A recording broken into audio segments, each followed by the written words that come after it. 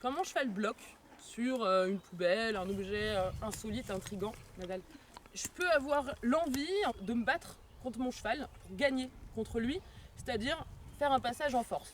Mains, jambes, cravache, etc. Je vais me battre parce que je ne veux pas de refus. Donc j'ai gagné contre mon cheval, sur le moment, mais en fait, je pense que j'ai tout perdu. Parce que finalement, mon cheval, face à cet objet qui l'inquiète, si je lui associe en plus des choses très désagréables comme des coups de pied et des coups de stick, le résultat c'est que mon cheval aura toujours peur de la poubelle par exemple, il aura en plus peur de se faire taper à chaque fois qu'il va être confronté à une poubelle, et en plus il risque d'avoir peur de moi à terme. Donc je pense pas que ça soit un raisonnement à long terme qui soit intéressant. Par exemple, j'ai peur des araignées.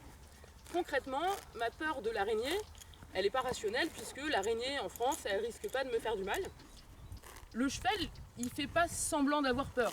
Le cheval a plutôt un comportement de proie, donc c'est logique qu'il réagisse éventuellement comme une proie face à une difficulté, du moins pas du tout comme nous, humains, parce qu'il ne perçoit pas son environnement de la même manière, parce qu'il n'entend pas les sons de la même manière, parce qu'il ne voit pas de la même façon que nous, et parce que des objets qui nous, rationnellement, parce qu'on le sait, nous paraissent complètement insignifiants comme une poubelle, le cheval ne l'analyse pas de la même façon. Une fois qu'on a accepté ça et qu'on a compris comment le cheval fonctionne, on n'a plus de raison, nous, d'appréhender une réaction du cheval puisqu'on l'anticipe.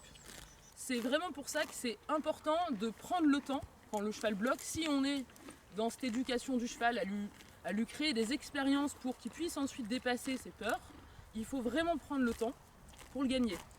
Donc là, mon cheval a vu la bâche au milieu du chemin. On va voir à quelle distance il choisit de s'arrêter pour observer. Ok. Il observe.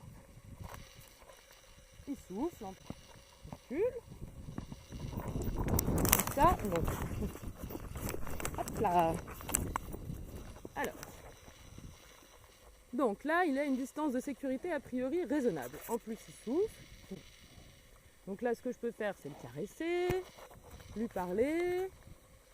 Et tant qu'il est les oreilles pointées dans cette attitude en plus où il ronfle, etc., je ne vais rien demander, j'attends.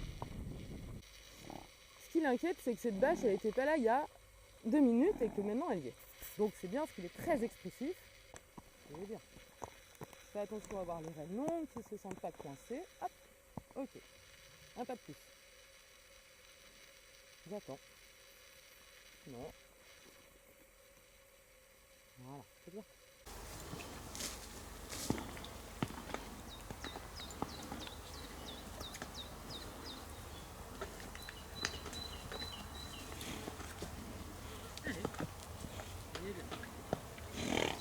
Je sais pas si c'est toi qui l'inquiète plus que la bâche. Tu peux parler? Nadal. Donc là, ce qui est très bien, c'est qu'il broute juste à côté. Donc finalement, il n'est pas si inquiet. Je m'attends à ce qu'il passe vite, à tout hasard. Super.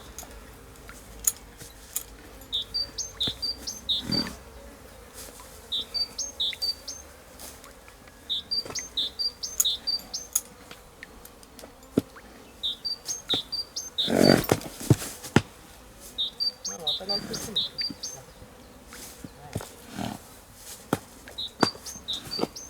Eh bien, super. Bravo.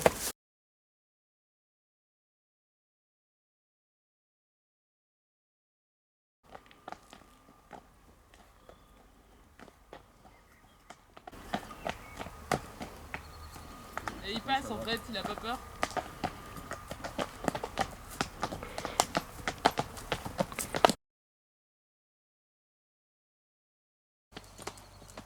Bah, c'est pas mal, hein, le cheval il apprend vite. Hein.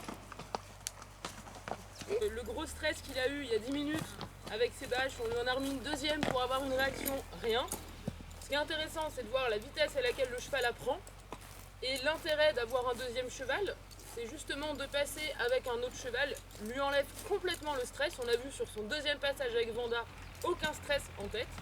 Maintenant il passe tout seul et il peut même manger au milieu de 2 bâches. On va voir s'il veut bien mettre le pied dessus. Regardez.